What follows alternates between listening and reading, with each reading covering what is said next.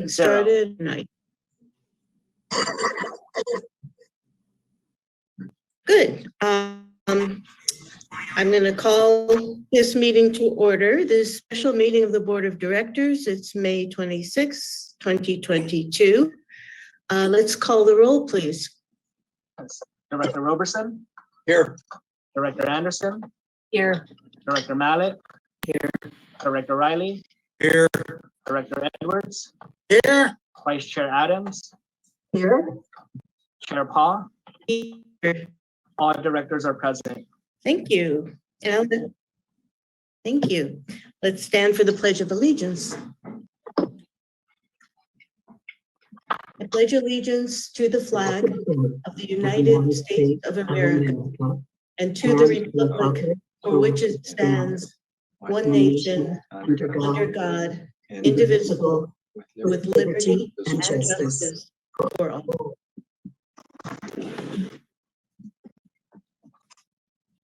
Are there any additions There are no or changes. corrections to the? Yep, there are none. Okay. Let's see.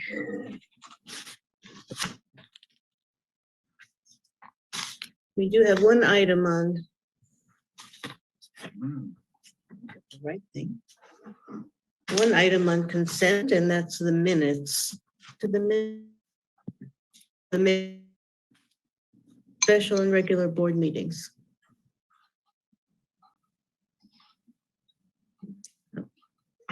Hearing none, do I have a motion to adopt the consent calendar? So move. I'll second. Aye. Thank you.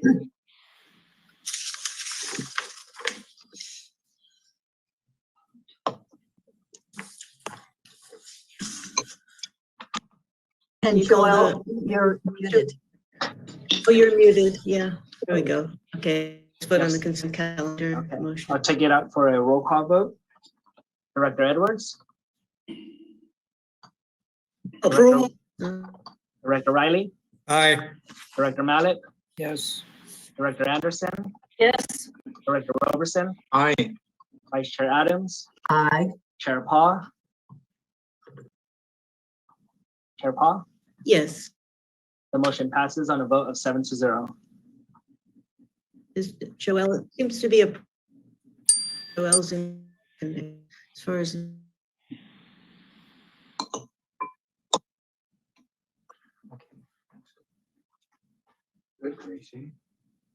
you're frozen, Joelle. I'm frozen. Are you frozen, Karen? Director Paul, on our end, we're showing that you may have some low bandwidth. I'm not sure if you want to try to join in by phone or disconnect and then rejoin, and then we could have Vice Chair Adams chair this meeting. So I'm afraid. So it's my bandwidth, you say? yes, Just if you try turning off your video, you'll probably be fine. Yeah, let me And try then you that. can continue to hear. Yeah. Yeah, okay. Try. And while you're doing that, would you like, Okay, on to, would you like me to introduce the action item?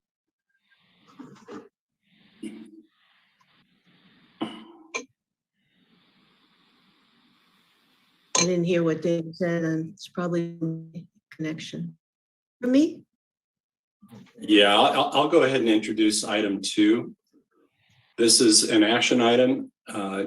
As you know, this is intended to be a budget workshop, but in light of the promulgation of new rules by the State Water Resources Control Board at their Tuesday meeting related to drought, we are bringing forward to you a resolution for your consideration to support the state's executive order and the rules promulgated by the State Water Board. And Stephanie Locke will be making a presentation. Thank you. Joelle, do you have our PowerPoint ready, please?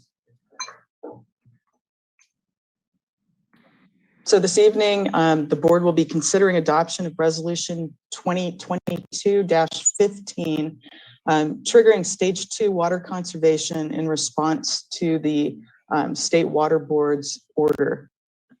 Next, please. Just to start out my presentation, I wanted to give you the most recent information about the state's current drought situation.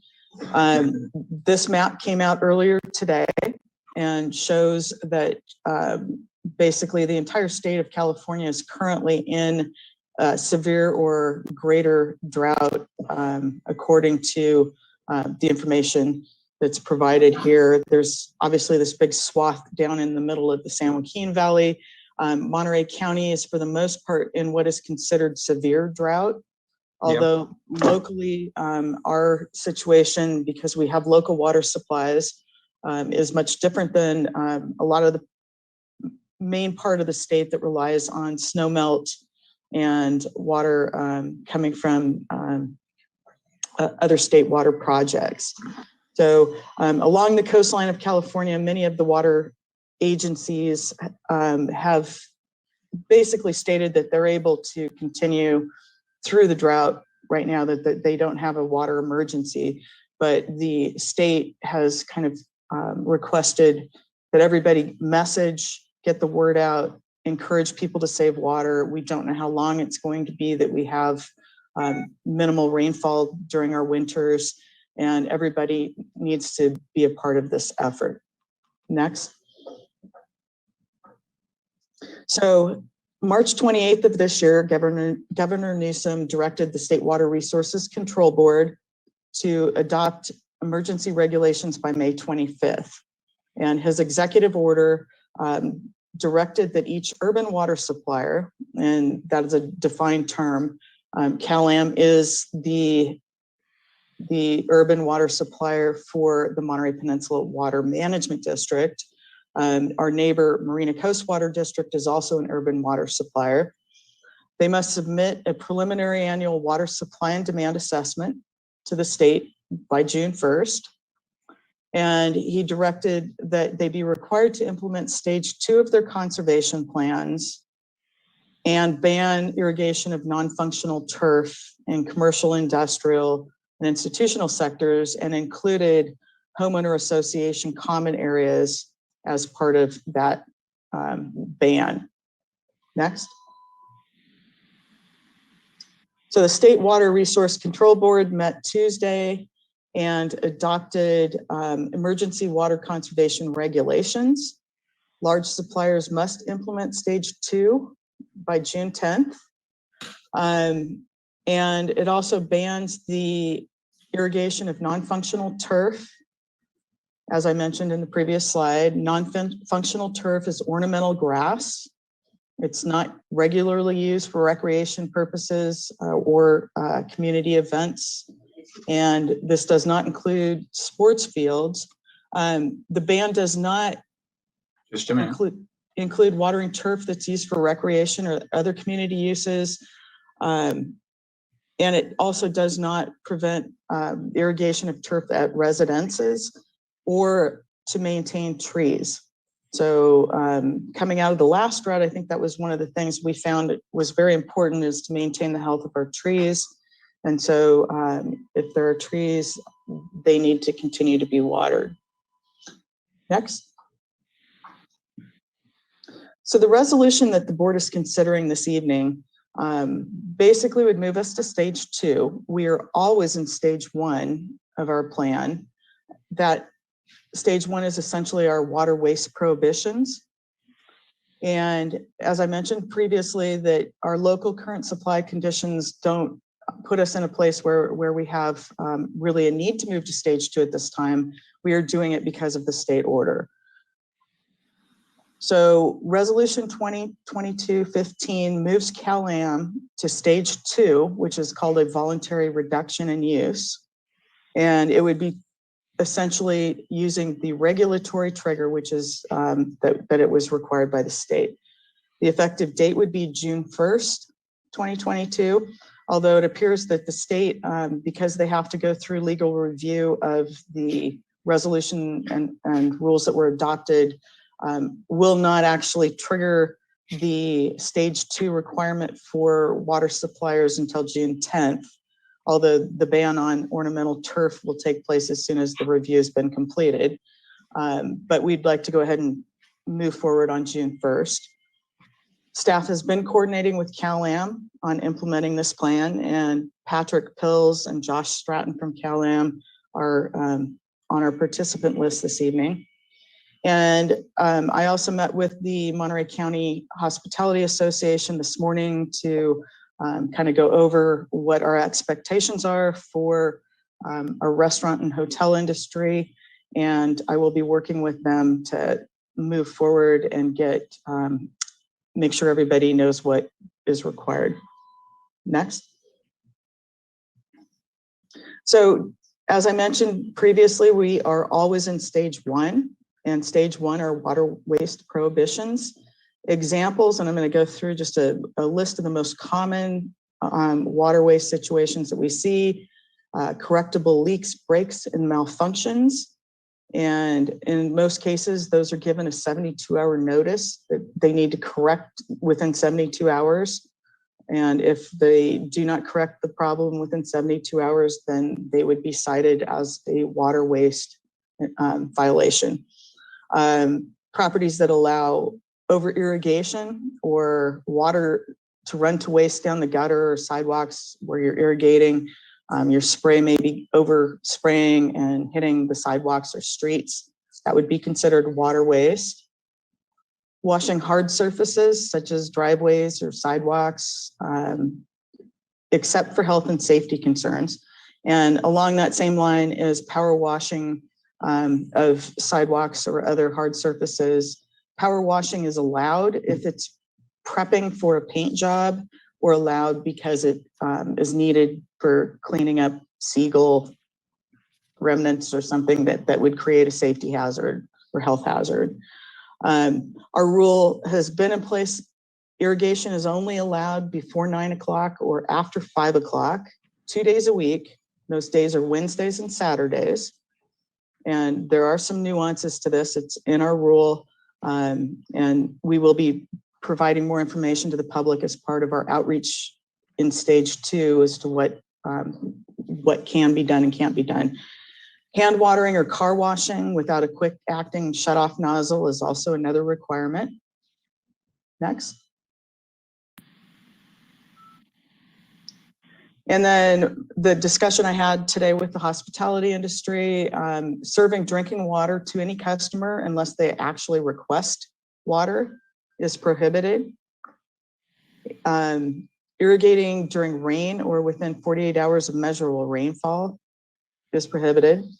And fortunately for us here on the peninsula, any transfer of ownership and permits that we issue require the installation of rain sensors on your irrigation systems.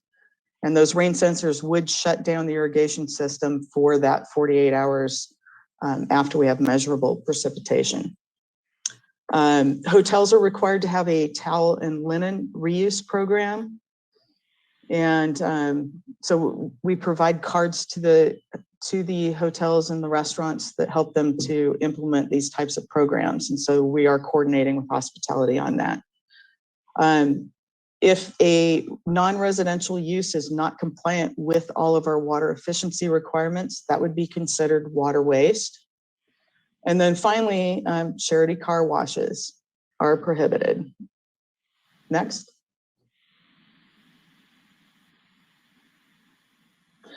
So enforcement, I mentioned previously, we give people a warning, give them an opportunity to fix or correct the problem. However, there are fines for the second and subsequent offenses. They start at $100 and then go to $250 and $500.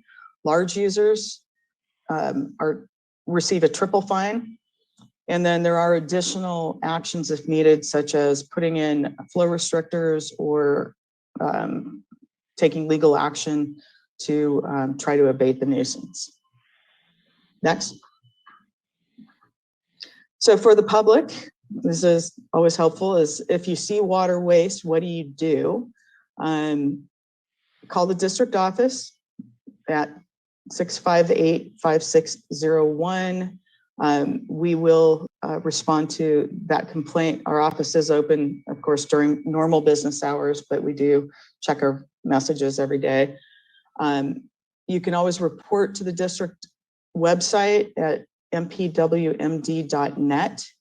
And then the photo on the right is the landing page for our website. There is a red button at the top shown by that arrow. If you click on that, you can report water waste. It actually comes through our office and will be seen probably much more frequently than our normal business hours, because I actually check email from time to time during the evening and early mornings and whatnot. And if something comes through, I'll take action on that and let CalAm know if it's something that needs their attention. And then finally, on the state website at savewater.ca.gov, they have a water waste reporting option there as well. Next. So stage 2 water conservation is essentially just a call to action to reduce water use. And what it means for us is that we would move into an expanded outreach program and increase water waste enforcement. So our plan would be to go into a joint program with California American Water that would include such things as doing a targeted outreach program.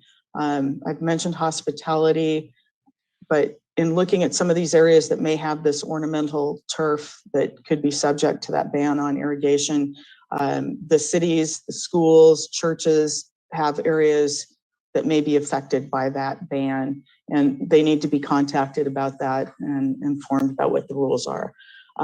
We would also be identifying the non-functional turf, and obviously that project has already started, or I wouldn't know. Cities, schools, and churches tend to be some of those people that need attention. Doing an advertising media campaign, including radio, television, and print. We have had tremendous success with our workshops on outdoor water efficiency primarily. And we plan to bring a few of those back over the summer that have had over 100 to 200 people attending. So we can bring that back and have that available. Mulch Madness that the board approved last month is currently underway. It started actually, I believe, last night with the first email blast to CalAM's customers. And my text this morning was that they already had over 200 people who had responded interested in the program. So I think that's going to actually be a tremendous success, reducing the amount of evaporation out of the soil and saving water in the landscape. We have a program called Summer Splash that begins July 1st, which this will be our 3rd year of doing it, where it's primarily directed at the children who are on break during the summer, gives them an opportunity to learn about water conservation and efficiency. And then we have some nice prizes that if everybody completes all the work, then they are entered into a drawing for special conservation prizes. Next. So this evening, staff recommendation, the board should receive public comments and then adopt resolution 2020-15 using the regulatory trigger to move to stage 2 with an effective date of June 1st, 2022. And I think that concludes my presentation.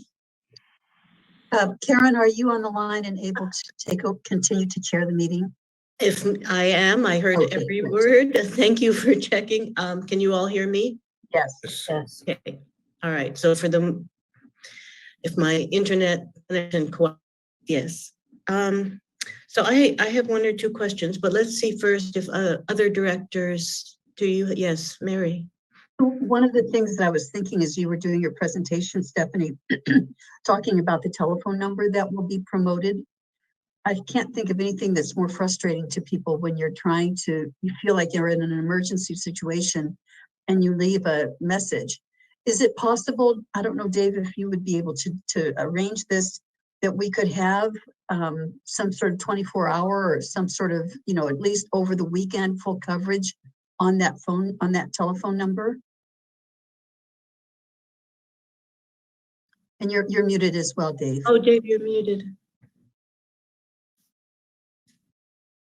Yeah, we'll have to discuss that with our voice over internet Okay, protocol supplier. Right now, that number is forwarded to one of our employees' assigned cell phones. So chances are it could be a nuisance over a weekend or over a 24-hour period. So, but we have the ability to change where it's transferred to. So we'll look at that. okay, thank you. And then I had another question. You were talking, it was described that you could only water twice a week and except with some nuances. Can you give an example of what those nuances are? Absolutely. So we've had in place the 2-day-a-week watering for many years, and the days are Wednesday and Saturday before 9 a.m. or after 5 p.m. If you have irrigation that's overseen by a professional gardener or landscaper that's available on site, that would be exempted, but it is still restricted to only 2 days a week. So if you have a professional gardener, they can, as long as they're there, they can run your irrigation system as long as they don't do it more than twice a week. Thank you. Yeah, and there are some other things, hand watering. You can water at any time with a little bucket or a can of water to take care of your plants, that kind of thing. Subsurface gray water irrigation systems can be operated at any time. And then obviously our golf courses, nurseries, and recreational spaces have a different, where they actually rely on water as part of their business plan. That is given special consideration. The one thing I do want to say, this really is applying to the Cal-Am system, and that will make it somewhat confusing, I think, just in general. But the irrigation, if you're irrigating with water from a well, you would not be restricted as long as the irrigation is done in an efficient manner.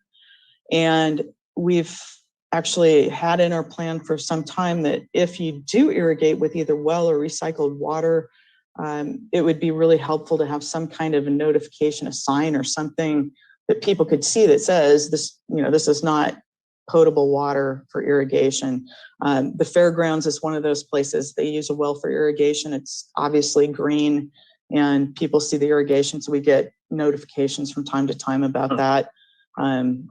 And so, and I think that's really kind of important, is if there are alternative sources being used, it would be helpful if there was some notification. And I think it's important too that, stage 2 is more outreach. So we've all seen, a homeowner with a hose in hand on, 1 o'clock in the afternoon on a Thursday, irrigating his or her own landscape. But during this stage, we're highly more likely to inform the homeowner or to follow up with a notification. So it's mostly just to heighten awareness and have people, act before they, or think before they act, I guess. So will this stepped up enforcement require more resources? Or can we do that? No.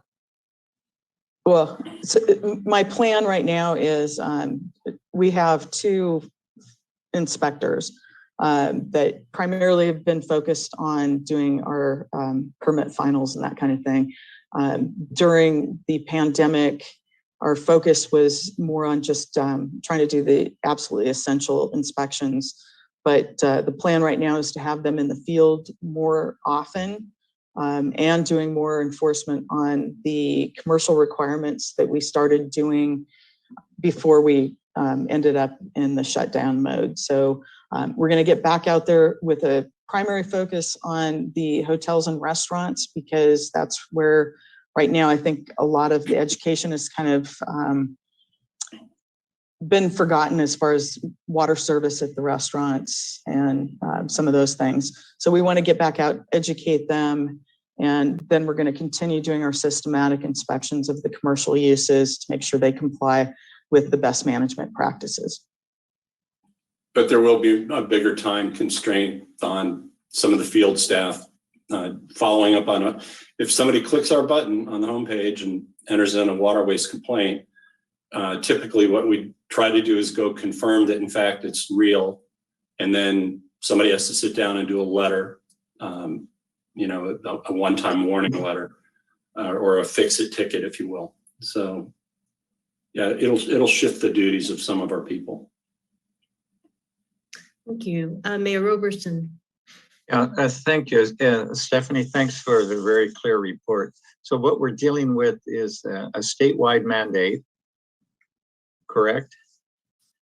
And meanwhile, as you were going over the various measures, it struck me, unless I misinterpreted it, that our water district area is already doing all of that. Yes, exactly. So there will be a minimal impact on the customers in Cal-Am because we have done so much already, and we always have this ordinance in place. We always have this water waste situation.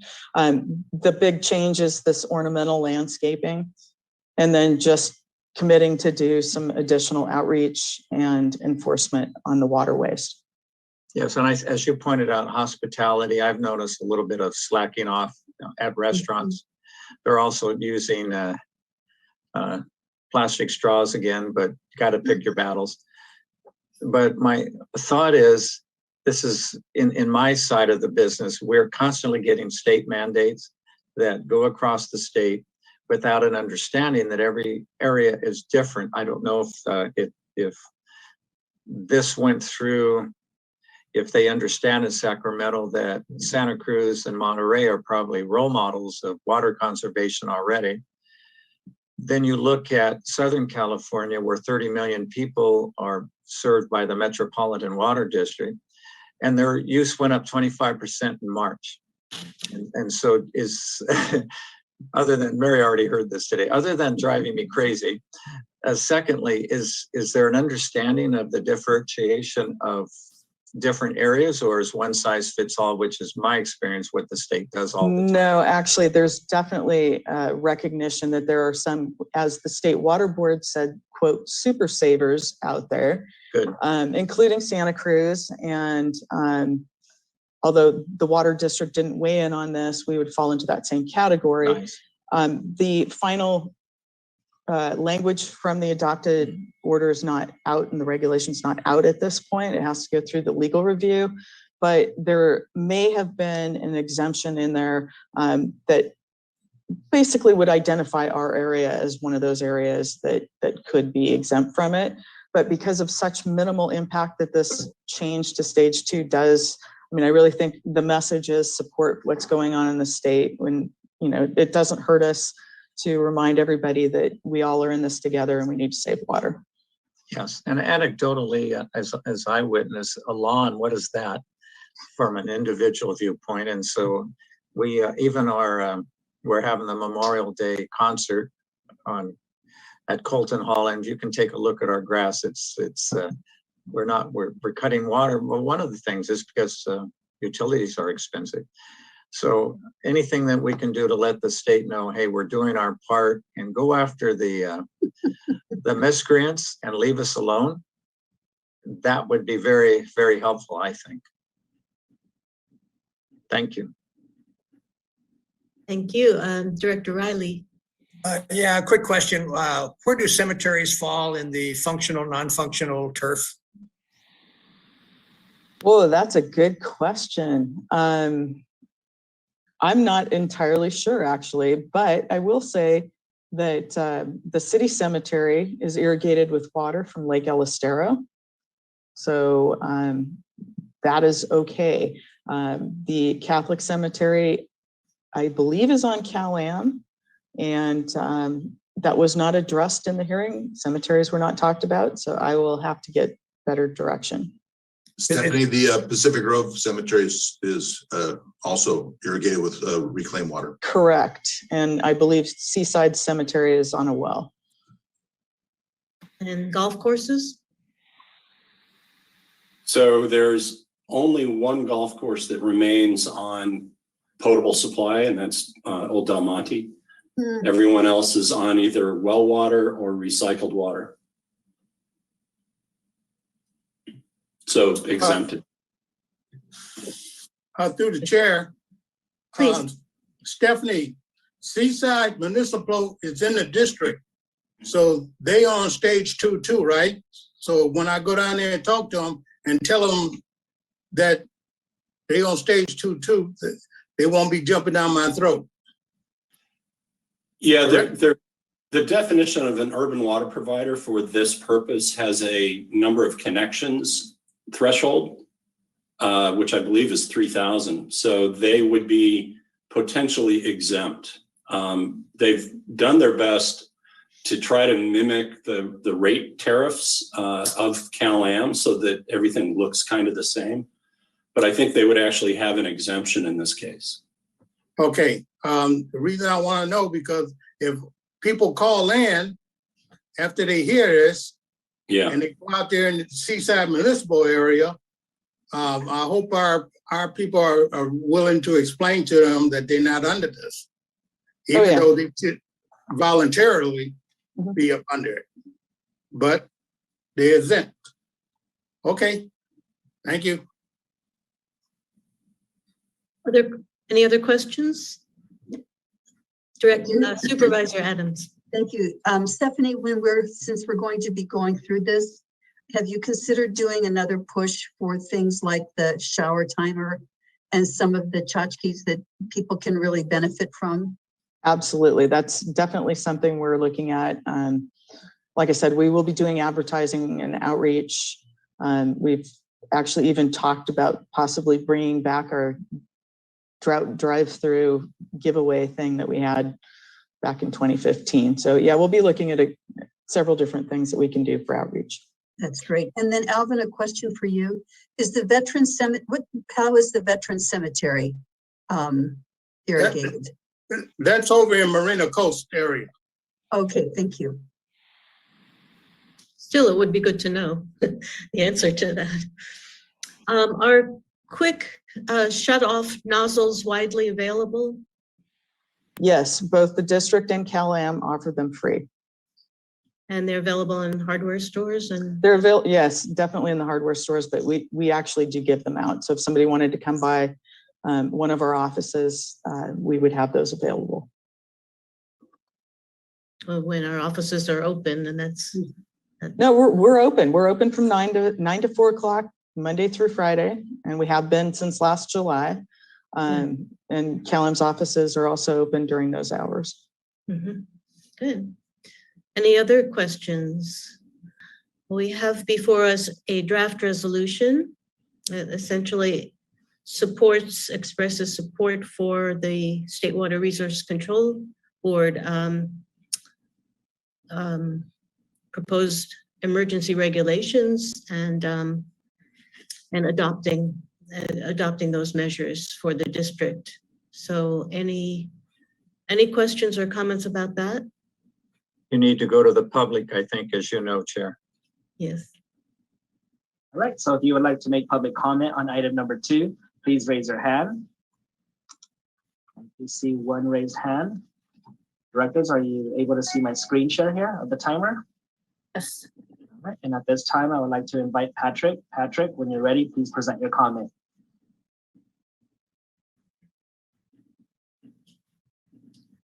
Unmute. So hopefully I'm coming through. I don't see how to turn on my camera. But good evening. I am Patrick Pilz with California American Water, and I manage our conservation programs around the state. We wanted to express support for moving the Monterey Peninsula to stage 2 of our shared water shortage contingency plan. We have activated water shortage rules in response to drought conditions in other parts of the state where we serve. And we're also in the process of doing so in our other Monterey County water systems. So given our water supply challenges here on the peninsula, it makes sense that we take prudent action. I want to thank all of our customers. They are, like it was said, they are already among the most efficient water users in the state. So I think really our message is to keep up the good work. And with Stephanie, we look forward to continuing our partnership with MPWMD staff to promote water efficiency, water conservation, best practices and, providing the rebates and the programs that we do together to help our customers. So thank you. Thank you, Patrick, for that and for your work together with the district on these conservation programs. Chair Paul, I see no raised hands, so I'll return this back to the board.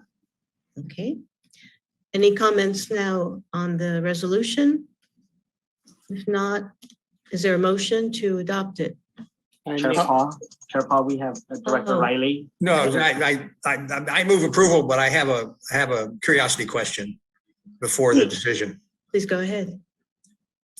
Dave, you in your report or in the report, there was a reference to Cal-Am making its report on its supply and demand features to the PUC. I'm just curious about when Cal-Am makes a report like that, are they reporting the demand numbers that they feel are the appropriate ones?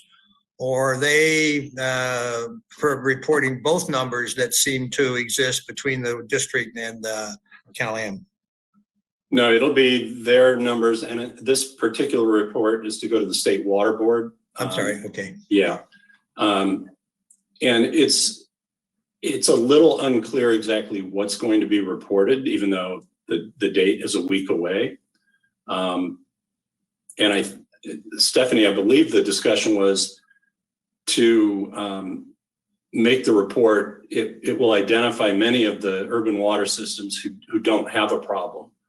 And so I think it's incumbent upon us locally to remind Cal-Am, and they know this, that the aquifer at the Carmel River is full and the Seaside Groundwater Basin has water in it and the right to pump is there. So I think it'll be a fairly favorable report if in fact they all do get submitted in a timely fashion, which, we just don't know. This is kind of breaking new territory. Yeah, it was a curiosity question from my standpoint. Yeah. Thank you. Okay, I believe we had a motion to adopt the resolution and a second, did we not? Joel? don't Yeah, believe so you the had a motion, second. the motion, I just heard a motion by Director Riley. And then I think, okay, roll call vote, please. Director Riley, Aye. Director Mallett. Yeah. Director Anderson, Yes. Director Roberson, Yes. Director Edwards, Yes, Vice Chair Adams, Aye. Chair Paul. Yes, The motion passes on a vote of 7-0. and thank you very much, Stephanie and our GM and anyone else who worked on this project. Appreciate it, and all the related work that you're doing, the conservation projects. Okay, and now for the long-awaited budget. Madam Chair, you have one item before that. Item 3, report of the action taken on closed session on May 16th. My apologies. So, That's important. Please, go ahead. thank you and good evening. Taking us back to May 16th, we had 5 items on the closed session, 4 of which were considered at the 5 p.m. closed session, but we were not able to fully complete the discussion of one item, CS2, which is the conference with real property negotiators concerning acquisition of Cal-Am's facilities in accord with Measure J. The minutes in tonight's packet on page 10 indicate the 2 other items were to be discussed after the open session, but that's not accurate. There was an opportunity for questions on items CS3 and CS4B, but there were no questions and therefore there was no discussion. So the only item discussed after the end of the open session on the 16th was items CS2, the real property discussion. On that matter, there was an oral status report provided to the board by your general manager and myself, and there was board discussion of options, but there was no direction that was reportable. And that concludes my report. Thank you. Any questions or comments about that? Well, I just want to add to that, that Joelle will be contacting each of the directors to schedule a follow-up closed session on the same topic in early July. Yes, it's already sent out a Google poll to try and get that scheduled. Thank you. Other comments, questions? All right, thank you, Dave Laredo. And now let's move on to our budget. And I will let Suresh provide a presentation. Joelle, I think you're going to run that presentation for him. And I just want to remind everybody that the Golden State Warriors didn't get it done like they were supposed to at the last game. So they're currently playing now. So we'll do our best to get through this, to leave a little time left over. Okay. Over to you. Thank you, Yeah. General Manager Dave. Joel, would you please bring up my slides? Thank you. Good evening, directors. This is the annual budget process where we go through the budget in a workshop manner, and then we will be bringing this budget back with your comments and suggestions that we'll incorporate into the budget and bring it to you on June 20th for actual action, which is going to be the adoption of the budget. So this is just a review session today, and we'll go the entire budget. The budget was included in the board packet. Also, there was a draft resolution in there as well, and I'll kind of like preface as to what was included in that entire budget packet. Next slide, please, Joel. Suresh, do you want to take questions as we go, or how do you want to do it? Absolutely, we can jump into questions as well, or if the board desires, we can do it after the entire slideshow. I'll leave that up to the chair.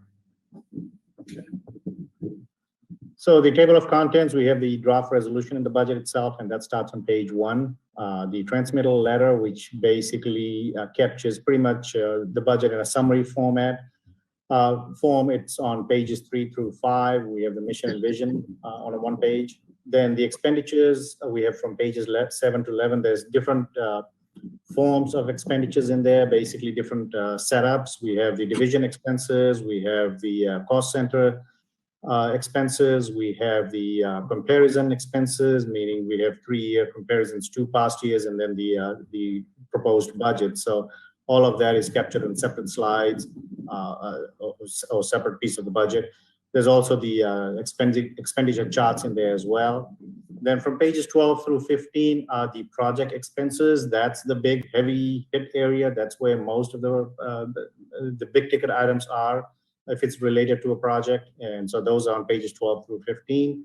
We also have the 3-year CIP program. This is basically for the current proposed fiscal year. We have the numbers there. And then the next 2 years, we basically have some placeholders in there just to show what might come down the line. We also have the capital asset purchase. That's on page 17. Sometimes we refer them as fixed asset as well. And so those are like vehicles, computer equipment, building updates, upgrades, things like that. We have the capital asset replacement schedule on page 18. This captures all of our fixed assets, all of our buildings, anything that the district owns, a big ticket item. We basically show what's on that list, and we also show how we are accruing money for that. So that's on page 18. Next slide, please. The revenues are pages 19 through 21. Again, similar to the expenses, we have the cost center revenues, we have the revenue comparisons, and then we have the revenue chart as well. The reimbursement page on 22 is basically all of the reimbursements that we get from our agencies that we work with, California American Company, any grants, any other agencies. It's all listed on that page. Reserve analysis, we have what shows where we're going to projected end of the fiscal year from June 22, and then also shows how we're going to be either banking or using the reserves, and where the projected number is going to be when we do the budget and we come to closure on June 30th, 23. The org chart on page 25, and then the division budget, basically this lists all the individual divisions and just shows it in a 3-year comparison mode, what the expenses have been division-wide, and also some chart to show that, just to show that things are still in place, that nothing's kind of like skewed. The budget calendar on page 36, basically, it'll show how we've arrived to today. And then the glossary on pages 37 through 39. And so that's kind of like, we try and capture all the terminologies in there. If we are missing any, do let us know. We'll try and put that in there, but we think we've captured pretty much all. But sometimes we do find that we missed something in there. Next slide, please. So this is the budget calendar, and this is also listed as a separate page on the actual budget itself. We did send the request to divisions, supervisors, managers on April 24th. We got the feedback back on May 9th. We put the budget together. Team management did a review on May 12th. We needed to do a follow-up again, just to do some fine tuning to the budget. So we met again on May 16th. We did make some adjustments through that process, which brings us to tonight, which is the budget workshop. We'll go over that here tonight, and then we'll get it back in front of the board again on June 20th for budget adoption. Joel, next slide. So the board adopted strategy. This was adopted back in 2005, and there are three prongs to that. One of them was you always want to make sure develop annual balanced budget, and we always try and do that. To preserve existing services and to enable the district to carry out our mission and board's vision. So we always try and see what all fits in the budget, what needs to be done based on that prong. And then also it was to maintain a 5% general operating reserve and then replenish it to 50% over 5 years. We've done that. Some years we've missed it, but not by a lot. Just happy to report that this year our reserve balance, general fund reserve balance, will stand at 53%. So as you can see, that also makes it for this year. There are some years that we've missed it, and that's because we've got some heavy projects, say Pure Water Monterey project or ASR project where we had to spend a lot of money. So some years did miss, but this year we are going to be 53%. Next slide, please. Suresh, I'd like to just pause there for a question. What does it mean to replenish to 50%? To make sure that our general fund balance is 50% of our operating expenses. So our reserve fund balance needs to be on the books, needs to be more than 50% of the operating expenses. For a year? At that snapshot, at that given time when we are doing the budget. Yeah, okay. And so in some years, when our expenses are super high because of projects, it becomes a little difficult to do so. In other years, as we rebound back to just the minimal operating costs, it becomes easier to do. So it is, because it's a snapshot in time, it's not always super easy to build it up and maintain it. It's 50% of what? Of the operating expenses.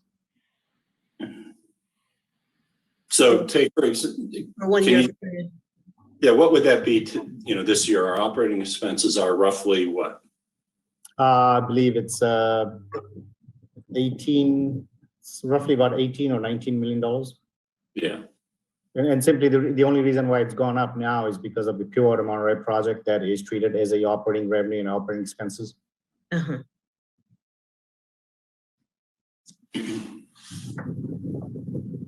Shall I continue? Yes, please. I suggest we pause where it makes sense just to see if there are any questions, for example, on expenditures, revenues, this question of the operating reserves. So let's. Yeah, I think it's a good idea to ask questions along the way. I think the PowerPoint I recall is, at least 20 pages. So it might be, Okay, so directors, feel free to jump in when you have questions.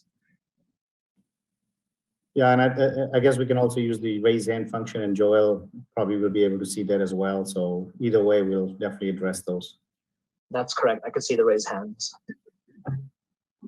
So for fiscal year 22-23, and not just this fiscal year, but every year as we do the budget, we are very mindful of what's going on around economically and how it's going to impact our funding sources, if there are going to be any impact. So we always are monitoring that. The original division request, as I had mentioned, did come through. We met together through the team management budget session. This year we had to do 2 for most years, we do have to do two, where we kind of like do a first pass and then we come around and do a second pass just to fine tune it, make sure that everything makes sense and it all stays in balance. The format of the budget itself, it's presented in the same format as previous year, so we didn't do any surprise change layouts or anything. And then the continuing COVID-19 impact that has been evaluated and included in the budget. So on the revenue side, even though we don't have any impacts on our user fee, property tax collections and our water supply charge, but on the expense side, things have gone up, things are getting expensive. So not a whole lot, but you know, the purchases that we do, we've seen some increases in prices and stuff. So those all have been taken into account. For example, the biggest shock we got this year was insurance. It went up about 15 to 20%. So things like that, things have been creeping up. So we took that COVID-19 impact into account as well when we did this budget. Next slide, please. Our effort always has been to balance the budget since 2004 when the board adopted the three-pronged strategy.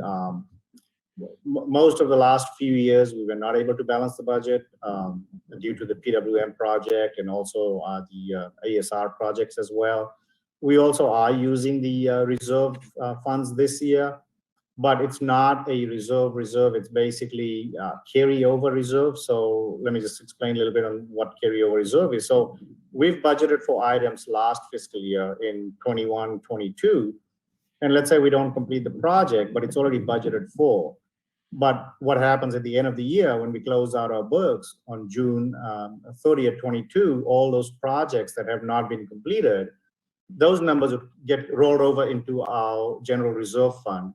And so we call them a carryover. So if it's project hasn't been completed, materialized, we've carried over that project.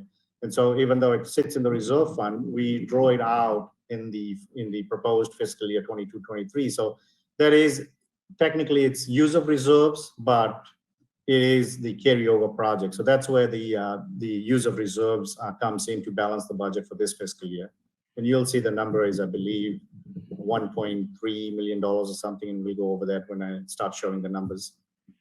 And as I mentioned, the general reserve balance, which stands at $14.1 million, and that's 53% of the operating budget. So the total proposed budget for 22-23, the total number is $32.6 million. This is about 20% higher than the 21-22 budget, but mostly it's on the project side. You'll see the changes as we go into the actual categories of the expenses. It's on later slides. This budget doesn't anticipate a full year of user fee revenues. And that's based on estimated CalAmp collection of water revenues. So what we do is we track them, and we've been tracking it for the last 4 full years now. So we know what the historical numbers are and how the trend has been going.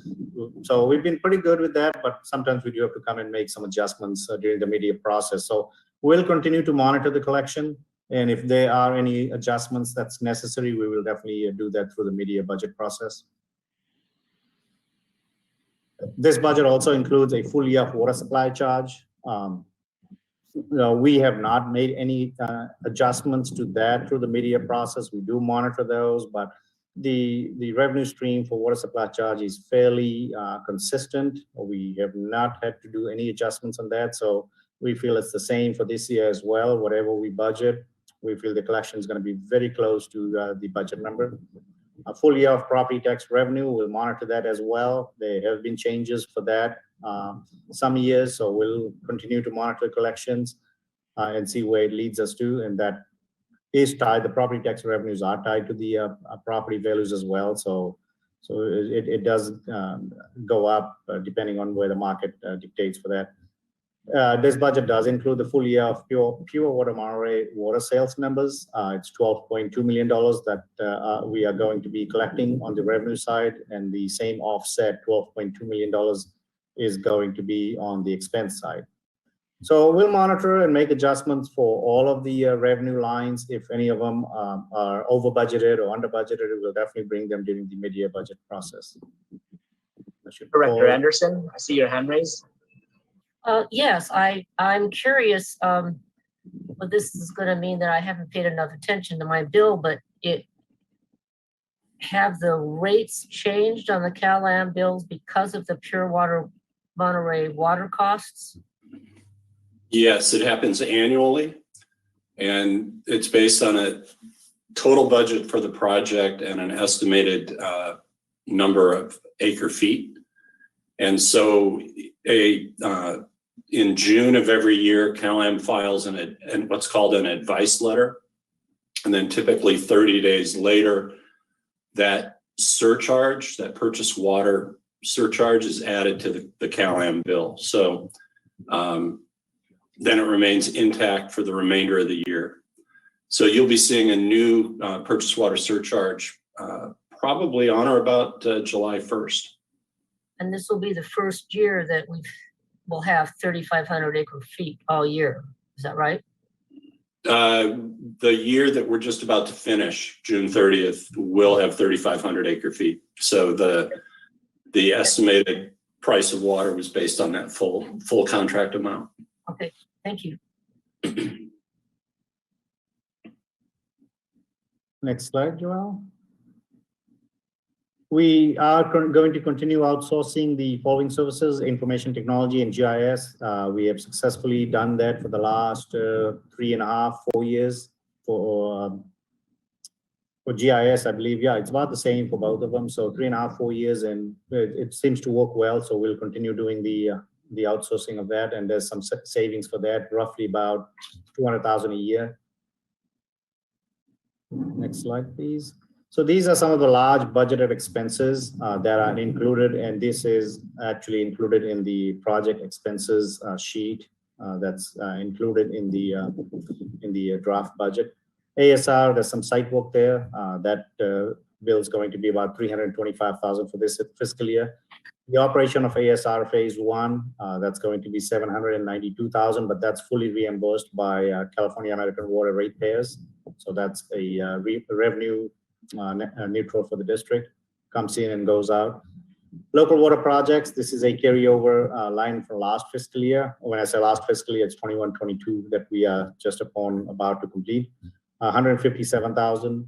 There's some work to be done at the Los Padres Dam study report, and that's about $84,000. The Pure Water Monterey and the Monterey Peninsula Water Supply Project modeling, about $98,000 of some work there. Some minor numbers, budget numbers for CalAm diesel. I think we just carrying that as a placeholder. So we aren't actually having done expenses for that at this time? Correct. Yeah, okay.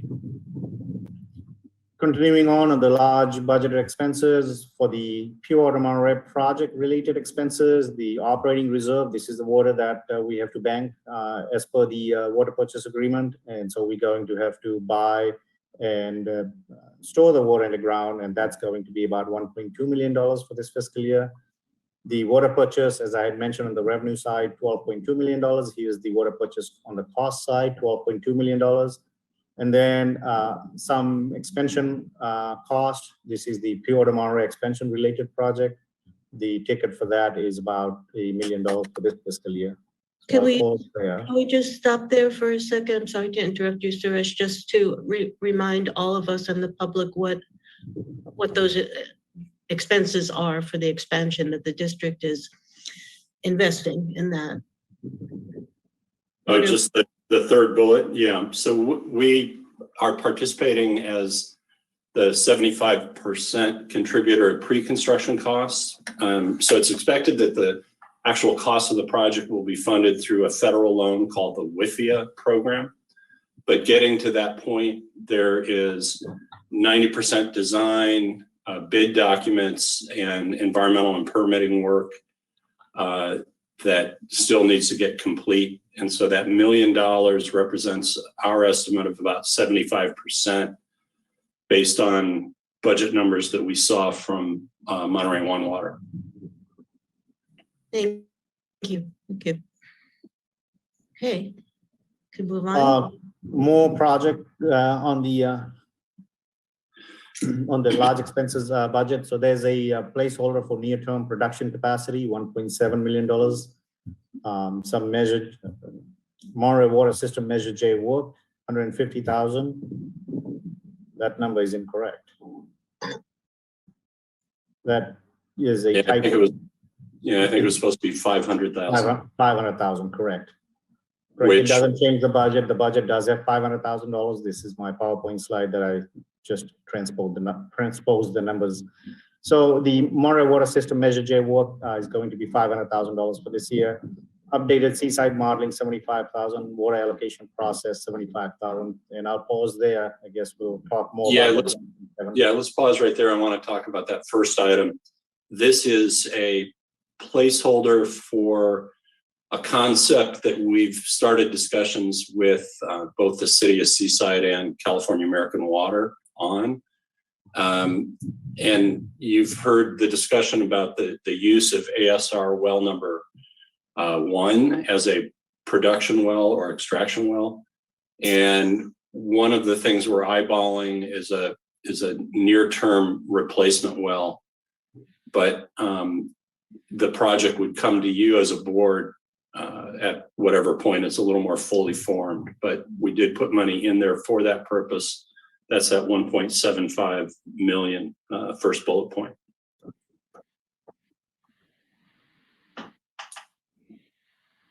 We'll go to the next slide. Question, before we leave that, please. Please, go ahead. Dave, is this a fully owned production well that the district owns?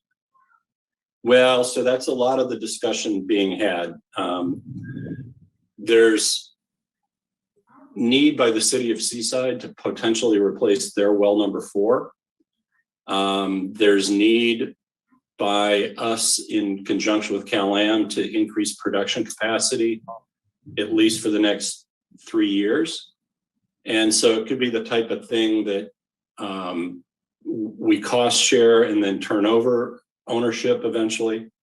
But it's so early stage that I couldn't really tell you.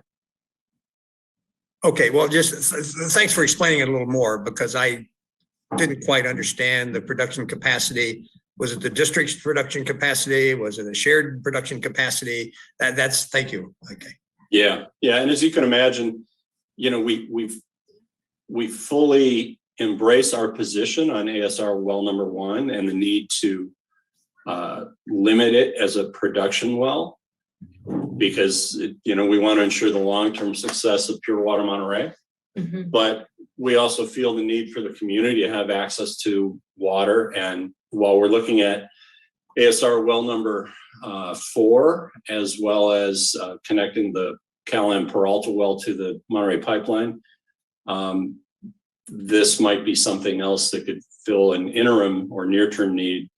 And, you know, who ultimately is going to be on the hook for cost sharing and ownership is unknown. There's some land available, but it's Seaside's land near the reservoir up above the Fort golf courses. So just, as I said, we'll come back to the board once we've got a fully baked plan, if any. And the parties again are the district, Cal-Am, City of Seaside. Correct. And even to some extent, Marina Coast Water District, if there's a long-term need to do a water exchange so that the city of Seaside can direct some of its water to the Campus Town project. And so there's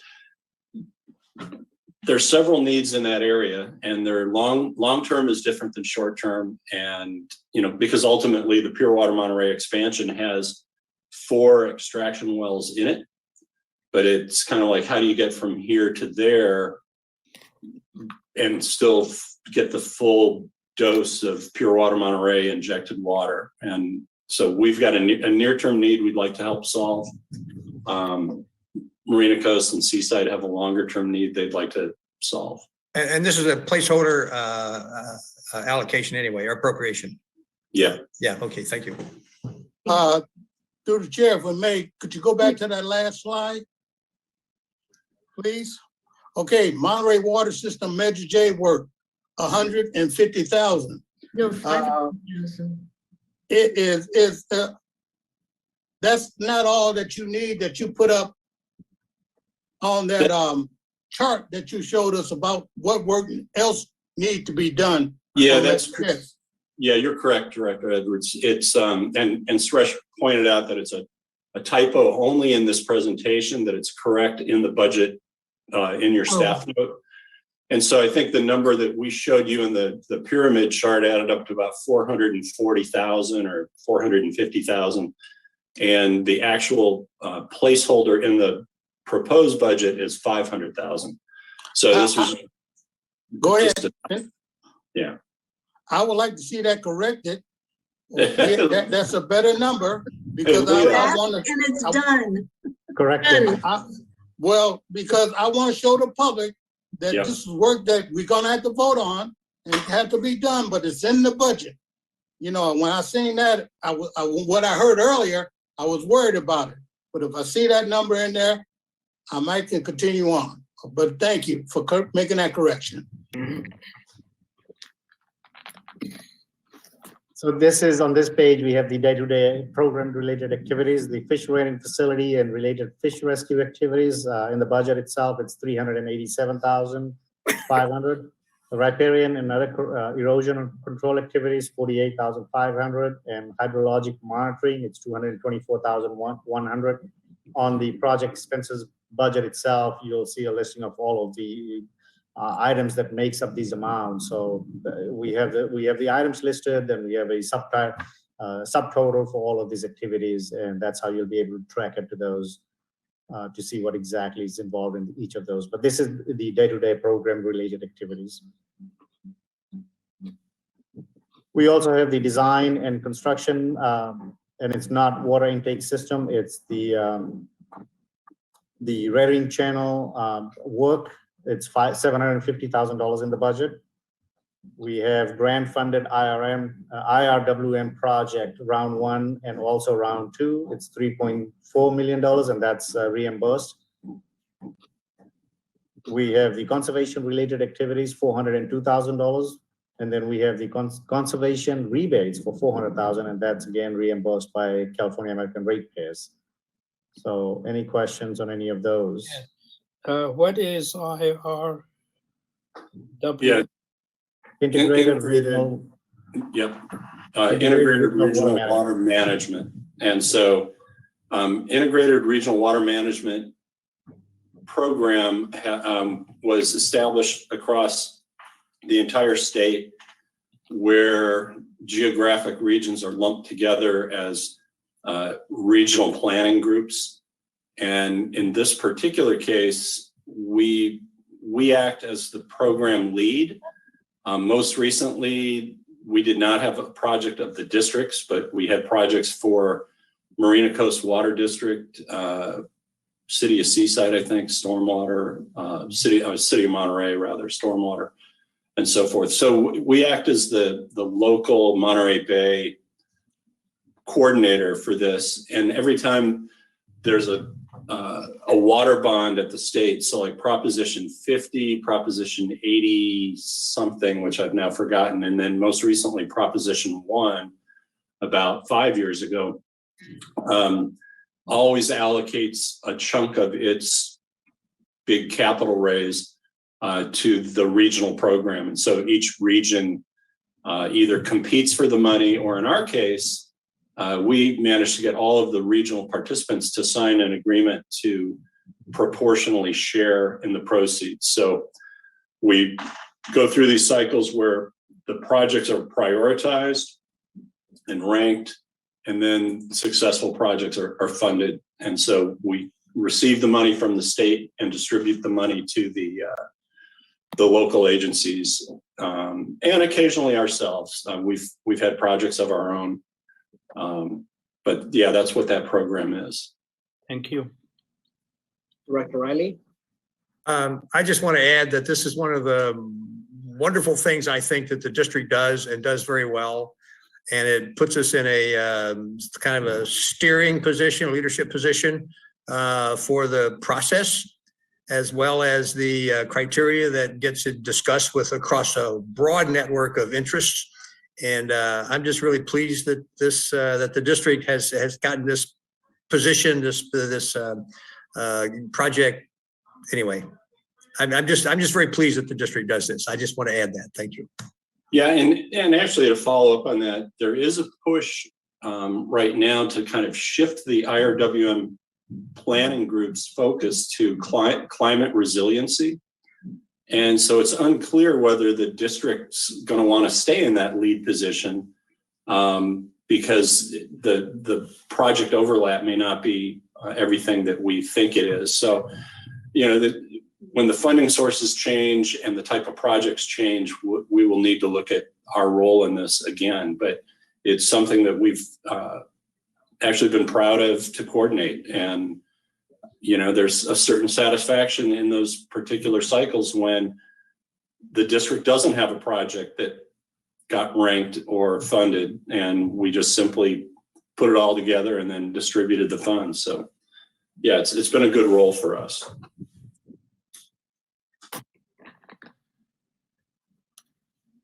So we are comparing the expenditure side to the previous year's budget. So here we are doing 22-23 budget to 21-22 budget. Project cost went up by about 28%.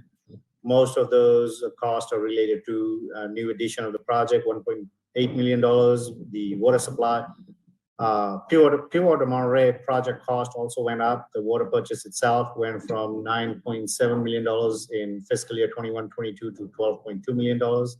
So there's some changes there. So that all makes up. And let's pause on that one because there was a significant increase in the price of Pure Water Monterey water, primarily related to chemical costs and energy costs, a result of supply chain issues and everything else you're seeing in the global economy. But we do not anticipate those going back down again, do we? No, all we can anticipate is that they maybe level out a little bit. You know, CPI doesn't go up 11%. Instead, it goes up 3 or something. But and the other thing that we will be doing in concert with Monterey One Water is that $19 million federal grant will be applied over several years to help reduce the expenses that show up in the cost of water. So we'll be managing the price of water that we pay as well as what the CalAm customers pay.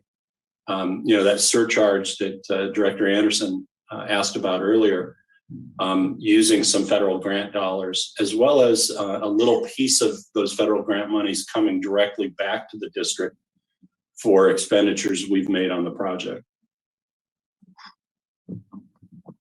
Thank you. Personnel cost at $4.4 million. This is about 11% over prior year. And again, here we are proposing to add 3 new positions.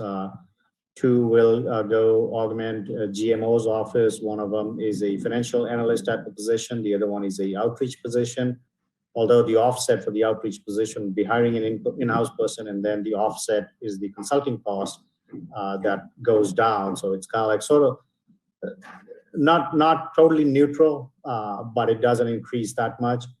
And then we also have a admin support position in the water demand division. So it's adding 3 new positions for the personal side, which adds up to 11%. Service and supplies, 6%, just normal increase in services. The biggest one there was the insurance cost, where our carrier, SDRMA, informed us that this year's insurance liability program will be 15 to 20%. And that's just kind of like a trend. Every agency you talk to these days, they all are getting about a 15-20% increase in insurance costs. Legal expenses, we are keeping that flat as last fiscal year. We also show a separate chart for that to the administrative committee, and we've kind of like held off within that $400,000. So we feel that that's going to stay there. Question, please. When the federal grant, Director Malik, yes. when we receive the federal grant of $19 million, what is it going to offset from this budget? Yeah, so it will only be 1.5 million offsetting district direct costs. The remainder will be used to there's a debt service reserve fund requirement. So, and that was funded through sewer monies. And so that'll get replaced with the federal monies. And then each year there's an operating expense for the project itself for both renewal and replacement monies, or depreciation, if you will, and the principal payment of the loan itself. And so the majority of the money will stay in the Pure Water Monterey project to offset those expenses to keep the purchase price of water down. And so what you would see then in the water costs that Suresh mentioned earlier, the 12 million, there is some impact of that 19 million, but it's really going to be spread over about 4 to 5 years going forward. So this is not a lump sum amount that the district gets. Correct. And as I said, almost all of it goes to the project. Our direct reimbursement is only going to be 1.5 million, which will show up in this budget year. The rest of it's nestled in the price of the water from the project. Thank you. Yeah. Still, it's very, very welcome. that, Through the chair, to the GM, and how soon can we get those personnel on that you need, the financial and the PR? Is that going to be at mid-year? Is that going to be a mid-year deduction and then come back and ask for it? Yeah, I think we're going to try to address the public outreach person first. And the administrative position for water demand is actually swapping out a temporary employee that we've hired through a service to make it a permanent district employee. So there's some offsetting savings there as well. Those will be the first two. And then we've got we may have a replacement hire that we have to do. And we'll be onboarding a new hire, also a replacement position next month that's not reflected in this personnel costs. But yeah, I don't think the proposed utility analyst or financial analyst would be done until best case October, November. Okay, thank you. and that person will work directly, will report to you directly, Dave? Yes, yeah. Okay, it's probably not necessary for purposes of our budget, but I'd be interested to know the scope of that person's work, you know, and why that analyst is going to be working with you and reporting to you as opposed to the administrative services. But if this is not a good time to answer that, it can wait. Yeah. No, and it could be that it may end up being assigned to administrative services, but we have to develop a job description for it. Yeah, I was going to say, add to that, all of the new proposed positions, the actual job descriptions and the authorization to add them to our org chart and hire them will come to the board with full detail discussion at that point. Good, sounds good, thank you. Contingency, this is kind of like if we've missed anything on the supply and services side, small things, that $70,000 contingency, sort of like a placeholder. We've been doing that pretty much relatively flat, $70,000 each year. Debt service payment for Mechanics Bank loan for this fiscal year is $230,000. That's built in this budget. Fixed asset purchase, we'll discuss that in detail, but that price tag is at $450,000. And then, of course, the election expense, we are budgeting at $250,000, but the range of expenditure could be between $250,000 to $330,000. When we come to the board for the actual election expense, we will get the authorization for $330,000. But our historical experience with the election office has been that it's always, whenever they give us the range, it's always on the lower end. So that's the number we are budgeting for. And if that number does go up, we don't have to pay this election bill until April 2023 for the November 2022 election. So we will know more as it gets closer to that when we do our mid-year budget adjustment. So if there's any adjustments up or down, we'll definitely make that adjustment. We feel that 250 is a good number. Oh, you do? You do, I feel that the higher number, 330, whatever you said, should be that number, and the 250, it'd be the best, love to see it. But I go with that, the higher number, because the 330 is what you projected, but the 250, we don't know, and I like to be down to the penny. Yeah, they've always done that to us, the election office, by the time, because they do have to take into account the variable and the fixed cost, and they give us that range. But over the last 10 years, every election cost, it's always been the same. Okay, Meaning the range of the number, it's always on the low end. Director Riley, you have a question? Yeah, the question about the Mechanics Bank loan, is this a payment down on principal? I mean, a payment against principal? This is not the interest payments.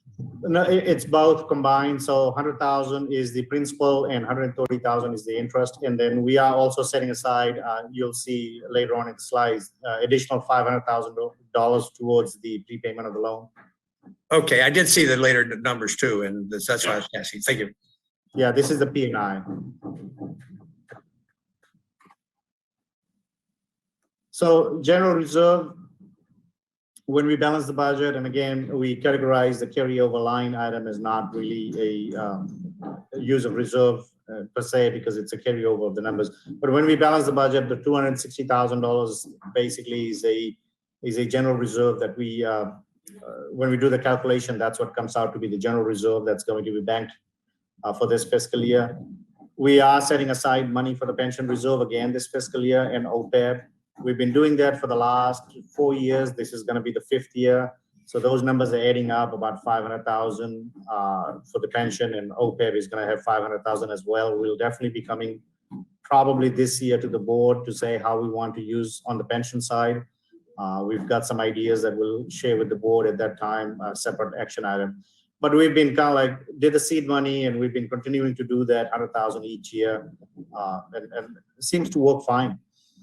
Capital reserve, this includes the renewal and replacement for district facilities, vehicles, building stuff, ASR facility, Sleepy Hollow facility, all of those, we basically accrue money each fiscal year.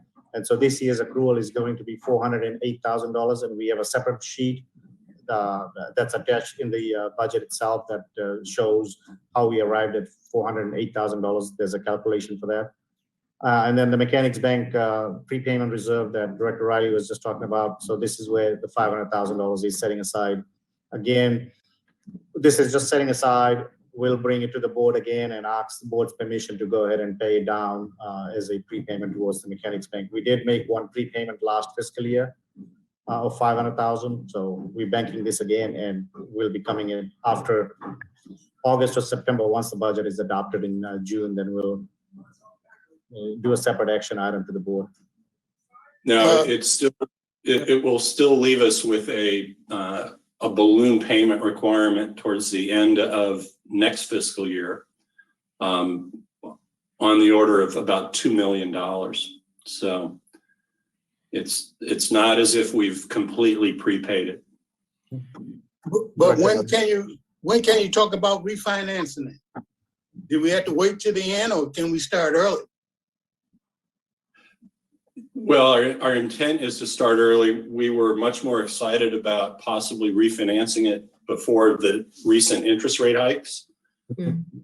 So right now it's not really in the money to refinance. So I think, we're playing a little bit of game with interest rate risk. And we haven't had a conversation with Mechanics Bank. They took over, they acquired Rabobank's interests here locally. And we haven't had any discussion about their own interest in refinancing. And we will need to do that during this next fiscal year. Okay, thank you. Question. Yes, Director Malik. How much is owed to what used to be Rabobank and now it's Mechanics Bank? Yeah, I think right now it's 2.3 million, or it will be at the end of the fiscal year. And we paid down some in the last budget year, correct? Correct. Okay. So we budget 500 each year to pay it down? Yes, This is the Suresh, second year. last year, the first year, so it's only been $1 million. Well, yeah, it was 500,000 we budgeted and then we paid that. So the rubber bank reserve balance sits at 0 now. And now we're gonna be banking again $500,000 in. Right, so the original loan was 4 million. And the annual principal and interest, if you go back one slide, as Suresh mentioned in the, I guess it's one more slide, in the debt service payment, annually, there's only about $130,000 of principal being paid. And so, we're coming up on the 10th year of paying, but that only got it down to about, 3 million. And so then the remaining two payments that we, the $500,000 that we did last year and the $500,000 that we're proposing to do this year, that's what's going to get it down to around 2 million. But that is still a balloon payment coming up at the end of the next fiscal year. Thank you. Thank you. Director Roberson. Yes, a couple questions about the pension reserve. Could you, I'm sure Mary would identify with this, where we have PERS liabilities, classic retirement, and PEPRA. Can you just share with us what kind of pension liability the district's looking at? How many classic employees we have versus PEPRA employees? I don't have the exact demographic of the employees itself, but the total pension liability stands at about 6 point, and there's a slide on that towards the end. I believe it stands at $6.5 million on the pension side. And then OPEB stands at about $5.1 million. But all the numbers are on one of our latest slides here. And most of it is the classic. We're still heavily weighted towards classic employees. The post-PEPRA newer employees, there's very little liability whatsoever assigned to them. And I think we did those reports as part of the board packet. We do them annually. I'll dig them up and we'll make them available to the board just as a reminder. Yeah, I believe we did that in December as well. Yeah. That's good, because we're looking at our cities and counties are looking at 15 to 20 years to classic employees to clear, because PEPRA, which is the Public Employees Pension Reform Act, does reduce the pension payments. Also applies to STRS, by the way, State Teachers Retirement System. And so those are sustainable. The classic, which are much higher retirement benefits, have not been sustainable. So all of us throughout the state are just going through that process of transitioning from classic to PEPRA, and hopefully somewhere along the line, 10, 15, 20 years out, we'll be able to deal with, we'll be in good shape. But meanwhile, of course, we have these liabilities that we have to deal with. And it sounds like in comparison to other jurisdictions, the water district's pension liability is fairly low, honestly. It is, but our number of retirees has been, as you would expect with passage of time, is going up. And so it's that OPEB reserve that I think is also something we have to watch. Good. Thank you very much. Director Edwards? Yeah, thank you. The capital reserves, is that accumulation? Did we save anything last year to this year, or that 408.5 every year? It's every year. We accumulate every year, and the reserve balance for capital reserve now stands at about 1.2 or $1.3 million. Well, it'd be nice to see that number up on here so people know that. There's a chart for that as well. Yeah. Okay. Thank you. Next slide. So this is the fixed asset purchase that I had talked about, 450,000 earlier. Most of it is carryover because of logistical issues. We have not been able to get them in time. But projects are underway, they're going through, but we'll have to carry it over into fiscal year 22-23. So computer upgrades, 133,000. We have 50,000 in there for a cell upgrade, or 52,000 that the board adopted, approved last month, I believe. We do have some sandbox upgrade. We do have some switches upgrade in that 133,000. We have the AV system upgrade that we continuing to carry forward that item because it's got a lot of moving parts in there, and we've just picked up that project again. And so we'll see if we're able to complete that project in 22-23. We have a backup generator. Again, it's a carry forward line item. We've started talking about conversation on that as well. The site security system, the board authorized that about 4 or 5 months ago. We're still having challenging issues on that in terms of getting the parts in, but most of the parts are in. I think they're going to be starting some cabling work next week or the week after.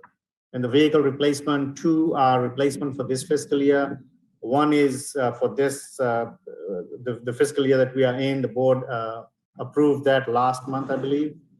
But we're not going to be able to get the vehicle for 3-4 months for that one. And then come July 1, we'll come to the board again for the 2 about 20-year-old vehicle that needs to be replaced as well. So that's 142,000 in there. So that's the CI or fixed asset at 450. And Director Edward has. Yes, on vehicle replacement, could you put 2 vehicles up there that we're going to replace so people can know that this is not just for one vehicle, 142,000? To make it easy, well, we're replacing 2 vehicles. Or 3, or whatever that 3. number is. It's Yes, 142,000 is 3 vehicles.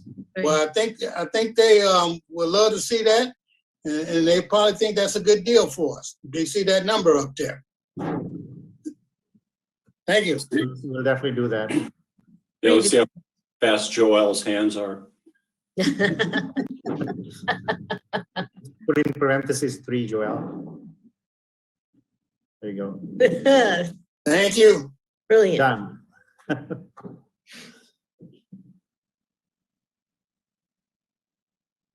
So all in all, this is the expenditure summary, the $32.6 million.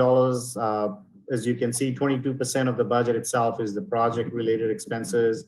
$12.2 million or 38% is the PWM water purchase cost. And then reimbursement projects, 4.7 or 15% of the budget. So a big chunk of the $32 million is project related. Personal cost, 4.4, it's only 14% of the budget.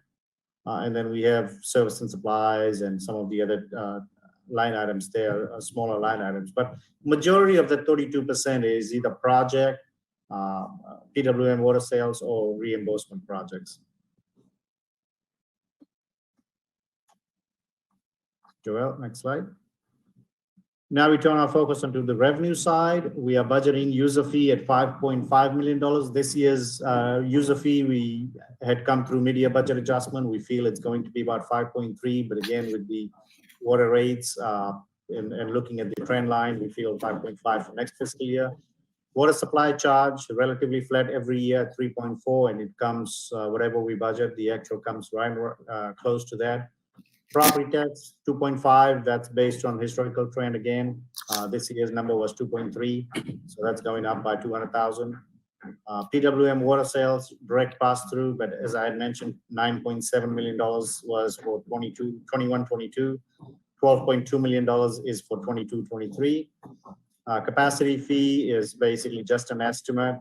We look at our crystal ball and say, okay, how many people are going to be pulling permits and drawing on and paying on the capacity fee? And that's, we put a number there.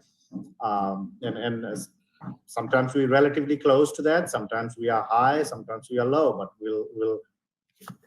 we'll come back for mid-year budget adjustments when we see the 6-year trend line and see where that number leads to.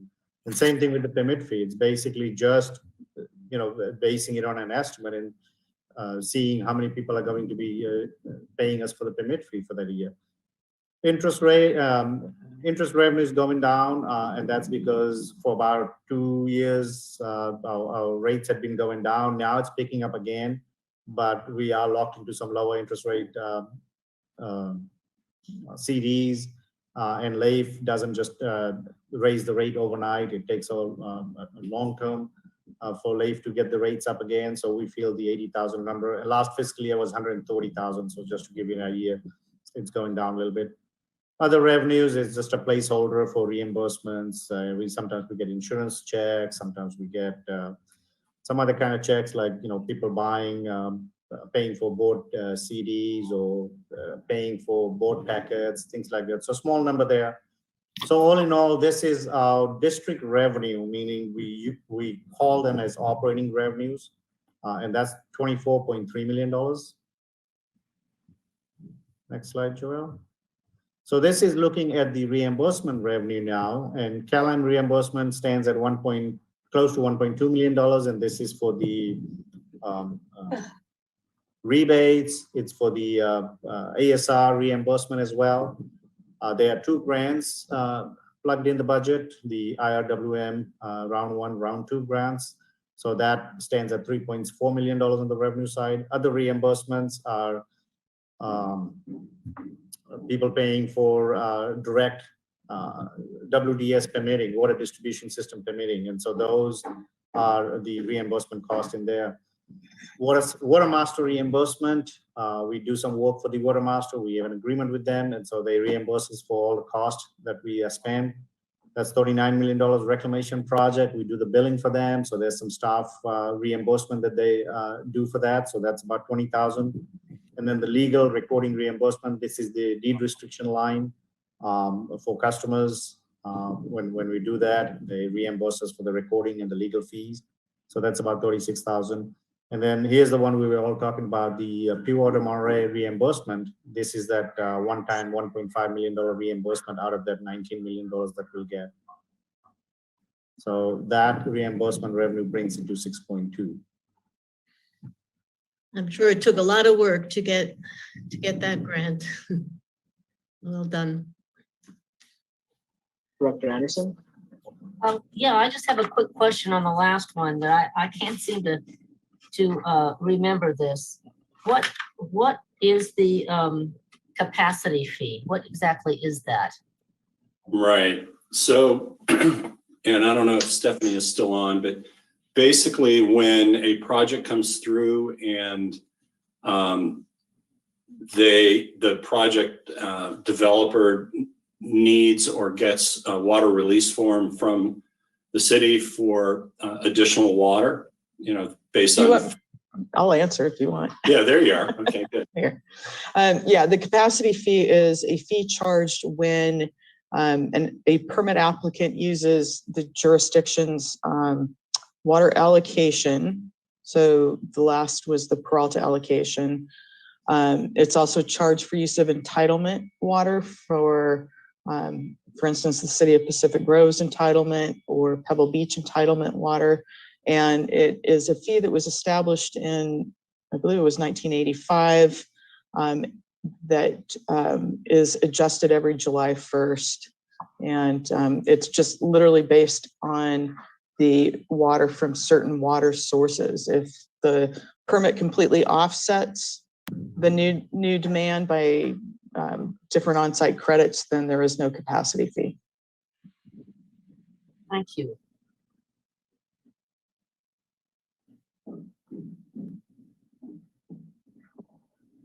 So district revenues comparing over prior year, it's 13%, which is $24.3 million. Most of it is related to PWM water sales. And then some minor increases, shouldn't say minor, but about $200,000-300,000 increases on the user fee. And then relatively about the same for the property tax. So all of those adds up to about 13% when you compare over prior year. Reimbursements, 114% over prior year. And most of that is related to $1.5 million coming in. And then also the grant project as well. There's a new grant there, $3.4 million. So last year, if you compare that, last year we only had about $1.3 million in grants. So those two adds up to that 114% increase. Carrying forward from prior year, we are carrying forward, and this is what I was explaining, the $1.3 million projects that were budgeted for in 21-22, but are not going to get completed. So we are rolling that because the expenses are getting rolled out on the expense side, meaning they are reflected as new projects. The carry forward on the revenue side just shows that those impact to the budget is zero because we do the carry forward number. And then the capital reserve, basically we are buying the truck and then some of the other equipments that we are doing, they are coming out of the capital replacement reserve because that's what we were banking the money for. And so they were fully accrued now. So we're using that money to buy that equipment, and it's going to start accruing again once we buy the equipment. So that's 197,000. And then the debt reserve, basically setting aside the $500,000 for the Rabobank. And what's not reflected here are some efforts we've made at the federal level. We've put in a request for a $4.8 million earmark, which would likely need to be spent in the fiscal year. We have language that I think I shared with you all about a $20 million allocation to Monterey Peninsula water supply projects under the Water Resource Development Act, or WRDA bill. And then we put in a grant request for a federal fisheries restoration program of, and I'm going to get this number wrong, I think it was 1.9 million or 1.8 million. And all of those are subject to committees and appropriations bills and so forth. But if they come home to roost, then we'll obviously talk about them at the mid-year budget cycle.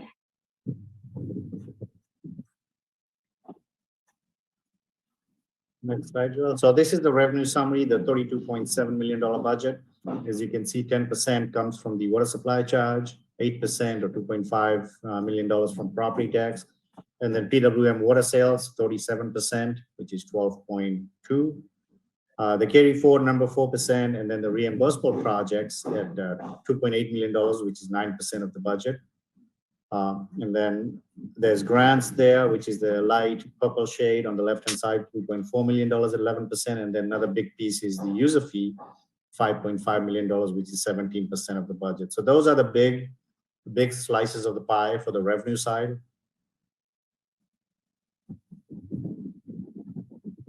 So we just show this in comparison, the sources and uses, we call them the total expenses, which is the projects and all that stuff, without the reserves are $31.3 million, and then the reserves are 1.3. So that brings it to $32.7 million, or 695.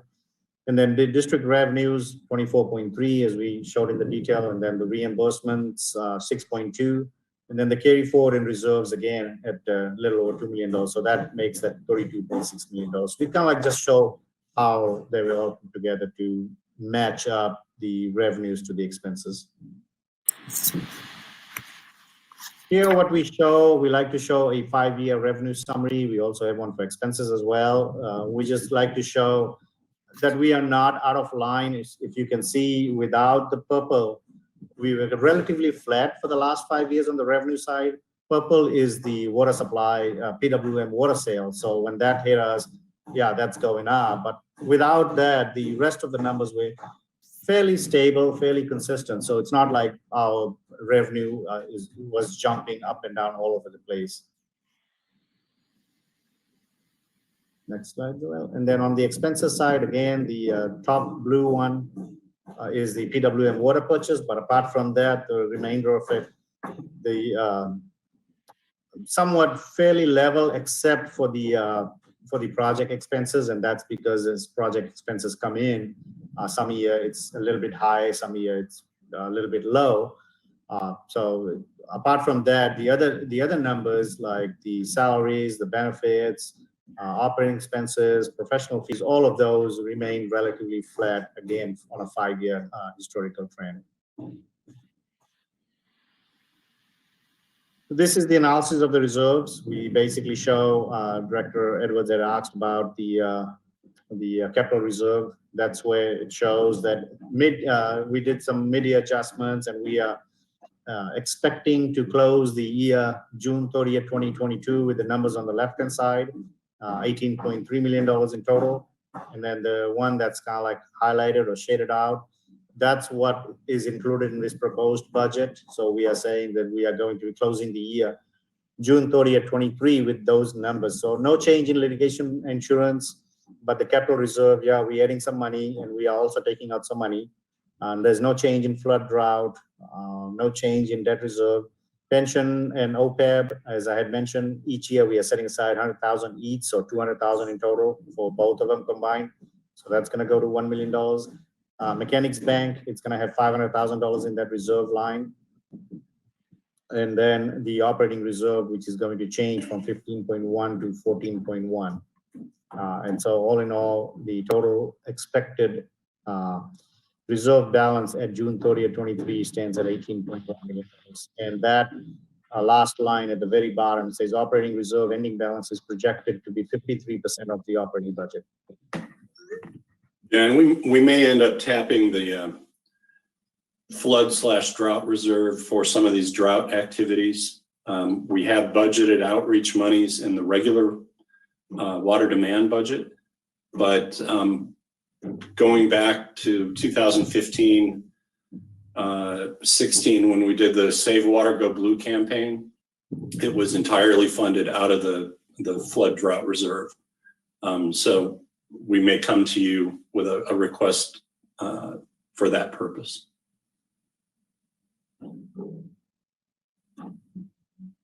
So we show this again, just in a graphical form, pie chart, general operating reserve, which is about 77% of the total reserve balance. And then some other slices there, OPEB, pension, debt reserve, which are all 3, 3, and 1. And then the other bigger piece is capital reserve at 7% of the total reserve balance. So we just, same information as on the previous slide, we just show it in a pie chart. So this is the obligations commitments page. And this basically, we like to highlight that there are some of the outstanding obligations commitments. We are estimating water allocation process at 200,000, Rabobank 2.7. Again, that's without that $500,000 payment that's being planned. PWM reserve at $1.9 million. Pension obligation, as Mayor was asking, so that stands at $6.5 million. And then on the OPEB obligation, that's at $4.5 million. So all in all, total obligations commitments, you can say it's about 15.8. So we come to the closing of this, which basically the recommendation is that the board discuss this proposed 22-23 budget and give us general direction. No formal action is required at this meeting. And then we will bring back with the input comments that we received on June 20th. And that's where the board will be adopting not 21-22 budget, but 22-23 budget. Last bullet, Joel, if you could please correct it.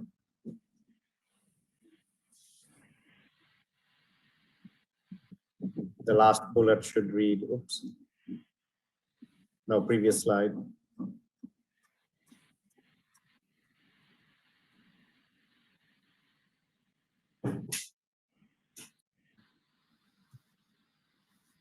Thank you.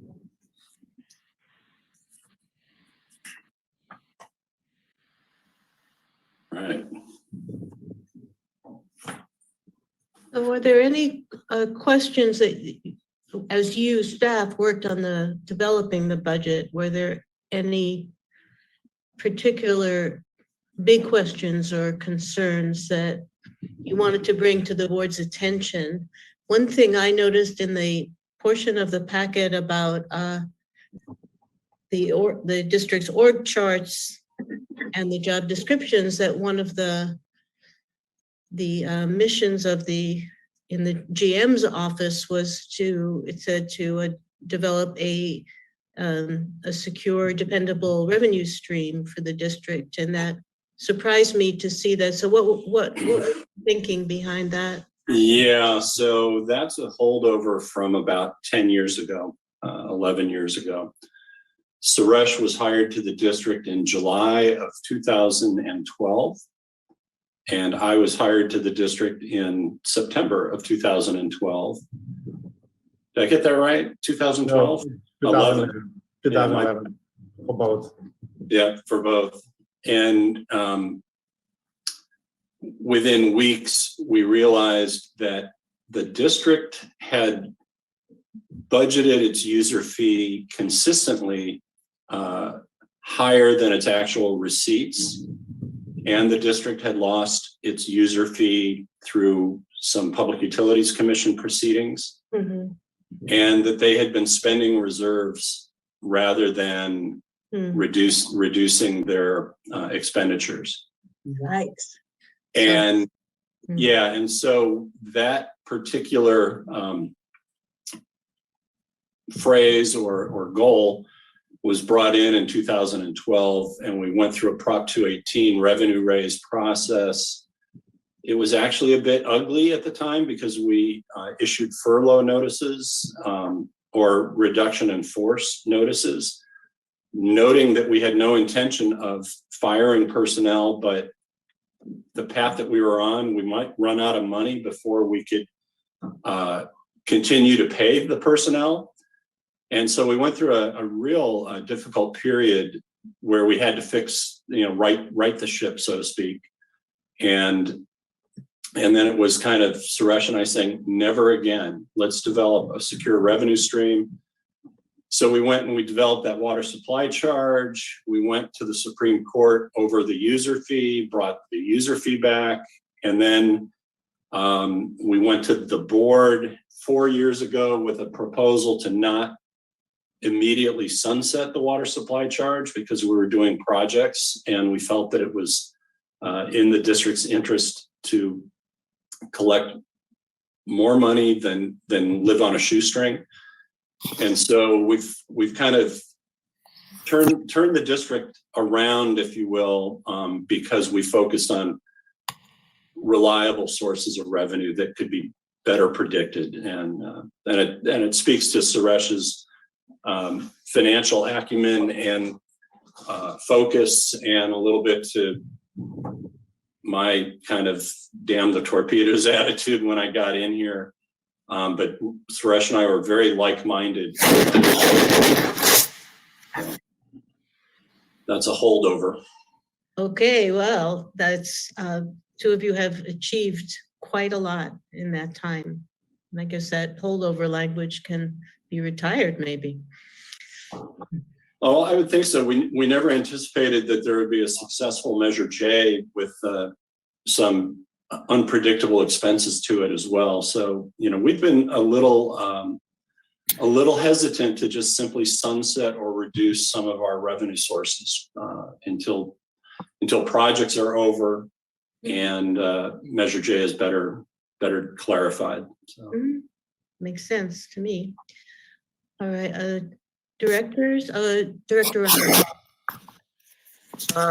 Yeah, I don't have any particular comment about the budget itself, but the presentation, I think, can be a little different and maybe improved. I want to bring this up, not now, but in the outreach committee. I want to begin to discuss how we might present the growth of the district in water supply, expenses, the finances around it, the variety of things that we're doing.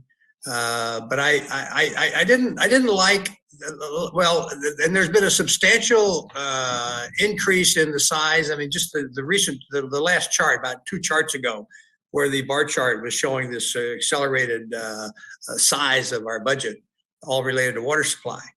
Well, I think that's the story. And that's what I think ought to be promoted more than it is. And I don't know whether the budget document itself ought to have a little more information about what the program status, or what's the plural of status, for just what the district is doing year to year. But I would be looking for the budget being a trigger for outreach messaging.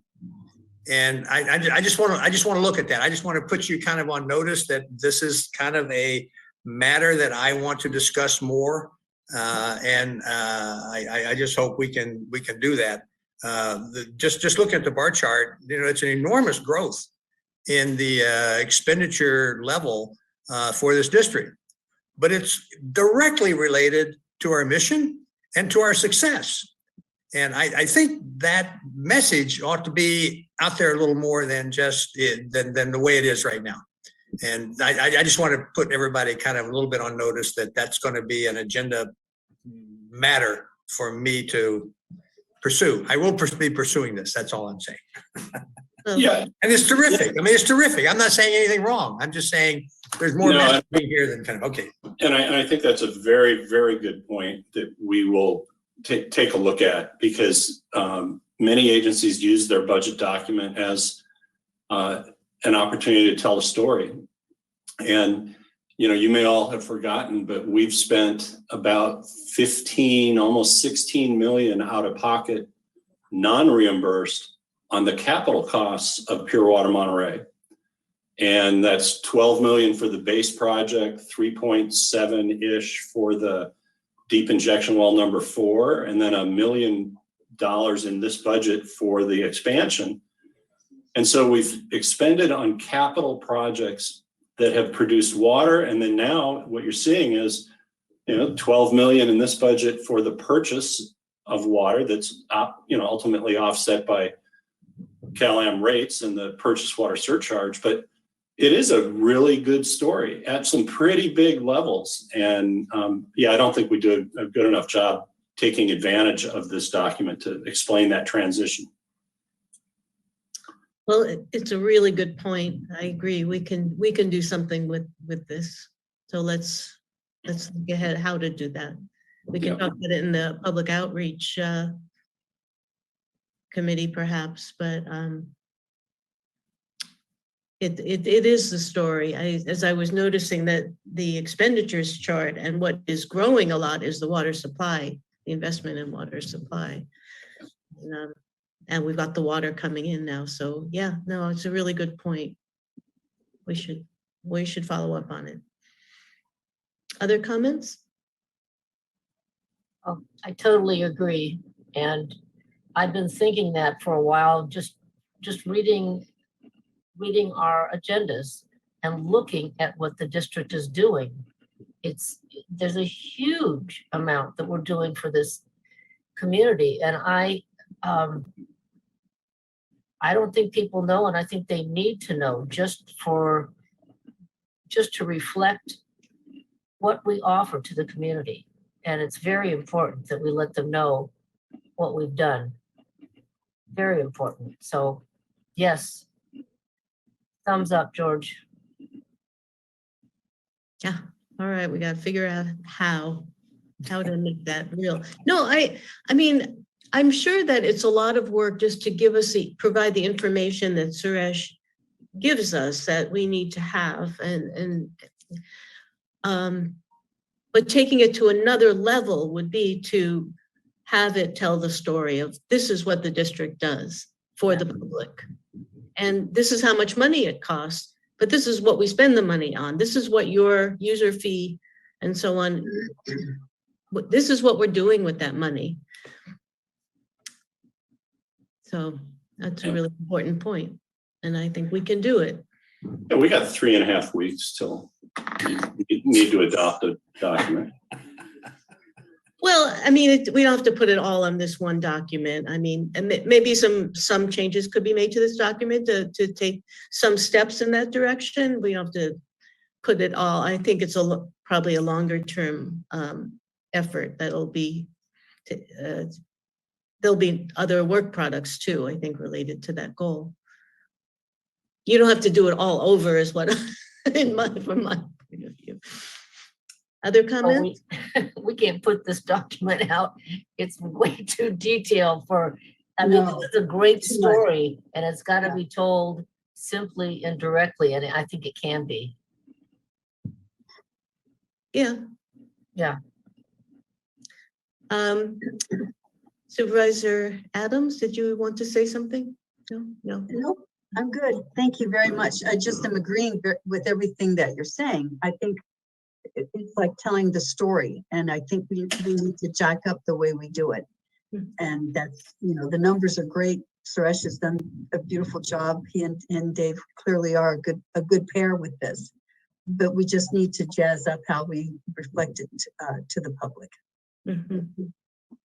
Sounds like we are all, Director Edwards, Nothing, I'm just waiting on public comment, okay?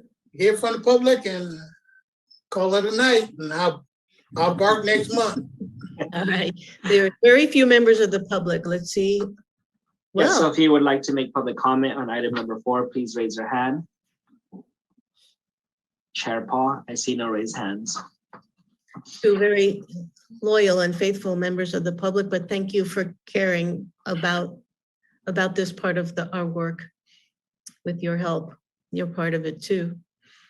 Okay, we do not have to vote on anything tonight. Is there anything more that we need to address before we adjourn? Okay, we're gonna think about this and we'll act on it at our next regular board meeting.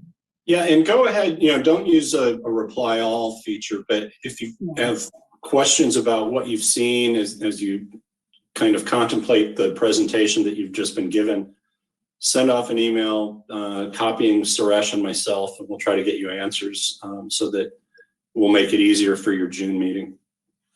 Thank you for that. That's very helpful. Thank you. All right, everyone, have a Right. good weekend. Be safe.